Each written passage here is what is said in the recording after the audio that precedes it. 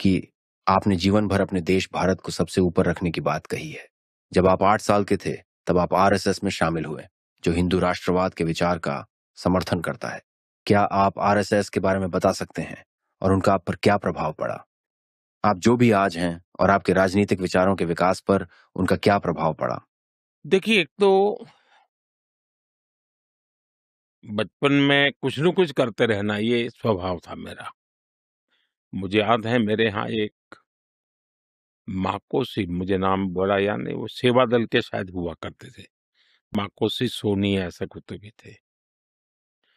अब वो एक बजाने वाली डफली जैसा रखते थे अपने पास और देशभक्ति के गीत और उनकी आवाज भी बहुत अच्छी थी। तो हमारे गांव में आते थे, तो अलग-अलग जगह पे उनके कार्यक्रम होते थे। तो मैं पागल की तरह बस उनको सुनने चला जाता था। रात-रात भर उनके देशभक्ति के गाने सुनता था, मुझे मज़ा आता था। क्यों आता था वो पता नहीं है। वैसे ही मेरे यहाँ राष्ट्रीय स्वयंसेवक संघ की शाखा चलती थी।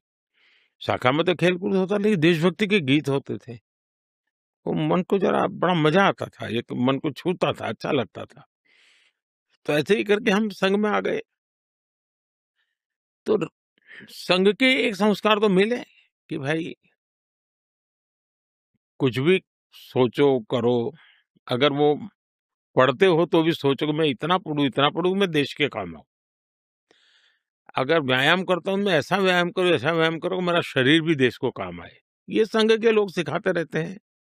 अब संघ एक बहुत बड़ा संगठन है, शायद अब उसके 100 साल हो रहे हैं, ये 100वाँ वर्ष है और दुनिया में इतना बड़ा स्वयंसेवी संगठन कहीं होगा ऐसा मैंने तो नहीं सुना है। करोड़ों लोग उसके साथ जुड़े हुए हैं। लेकिन संघ को समझना इतना सरल नहीं है। संघ के काम को समझने का प्रयास करना चाहिए और संघ स्वयं तो एक पर्पज ऑफ लाइफ जिसको कहे, इसके विषय में आपको एक अच्छी दिशा देता है। दूसरा, देश ही सब कुछ है और जन सेवा ही प्रभु सेवा है। ये जो हमारे वेद काल से जो कहा गया है, जो हमारे ऋषियों ने कहा, जो विवेकानंद ने कहा, वही बातें संघ के लोग करते हैं। तो स्वयंसेवक को कहते हैं कि भाई तुम्हें संघ में से जो प्रेरणा मिली, वो 1 घंटा शाखा है, वो स्वयं नहीं, यूनिफॉर्म पहनना वो स्वयं संघ नहीं है। तुमने समाज के लिए कुछ करना चाहिए और वो उस प्रेरणा के आज ऐसे काम चल रहे हैं, जैसे कुछ स्वयंसेवकों ने सेवा भारती नाम का संगठन खड़ा किया है। ये सेवा भारती जो गरीब बस्तियां होती है, झुग्गी झोपड़ी में गरीब लोग रहते हैं, जिसको वो सेवा बस्ती कहते हैं। मेरी मोटी-मोटी जानकारी है, करीब 1.25 लाख सेवा प्रकल्प चलाते हैं वो और किसी सरकार की मदद के बिना समाज की मदद से वहां जाना, समय देना, बच्चों को पढ़ाना, उनके हेल्थ की चिंता करना, ऐसे ऐसे काम करते हैं। संस्कार उनके अंदर लाना, उस इलाके में स्वच्छता का काम करना, यानी बिल्कुल 1.25 लाख एक छोटा नंबर नहीं है। वैसे कुछ स्वयंसेवक हैं, संघ में से ही गढ़े हुए हैं, वो वनवासी कल्याण आश्रम चलाते हैं और वो जंगलों में आदिवासियों के बीच में रह करके आदिवासियों की सेवा करते। 70,000 से ज्यादा वन टीचर वन स्कूल एकल विद्यालय चलाते हैं और अमेरिका में भी कुछ लोग हैं जो उनको लिए शायद $10 या $15 का डोनेशन करते हैं इस काम के लिए और वो कहते हैं कि एक कोका कोला नहीं पीनी है इस महीने, एक कोका कोला मत पियो और उतना पैसा ये एकल विद्यालय को दो। अब 70,000 एकल विद्यालय आदिवासी बच्चों को पढ़ाने के लिए करना। कुछ स्वयंसेवकों ने शिक्षा में क्रांति लाने के लिए विद्या भारती नाम का संगठन खड़ा किया। करीब 25,000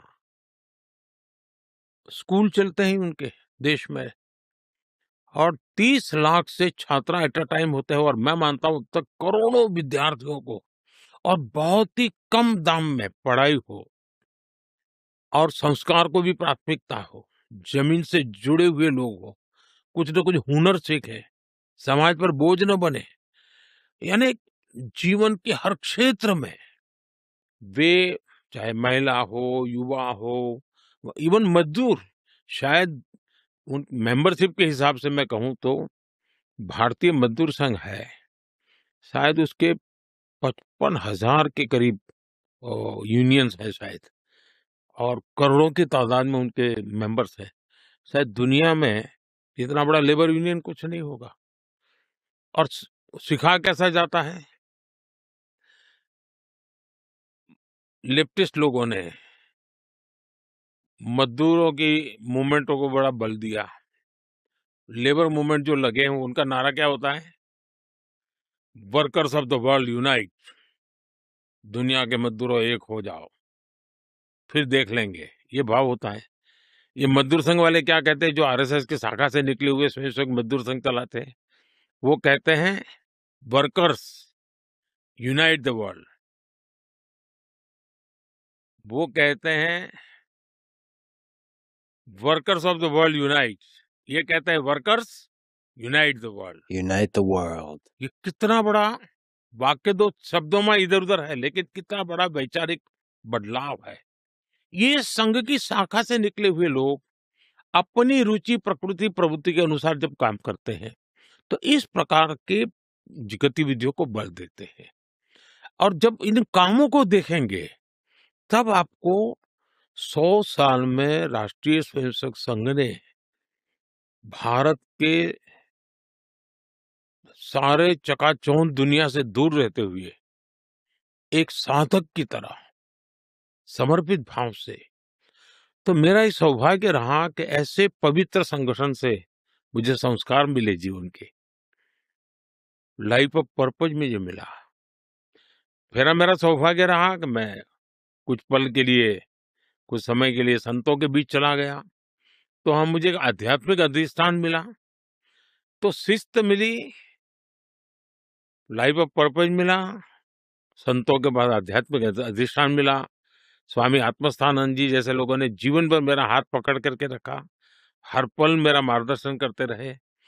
तो रामकृष्ण मिशन, स्वामी विवेकानंद जी, उनके विचार, संघ के सेवा भाव, इन सब ने मुझे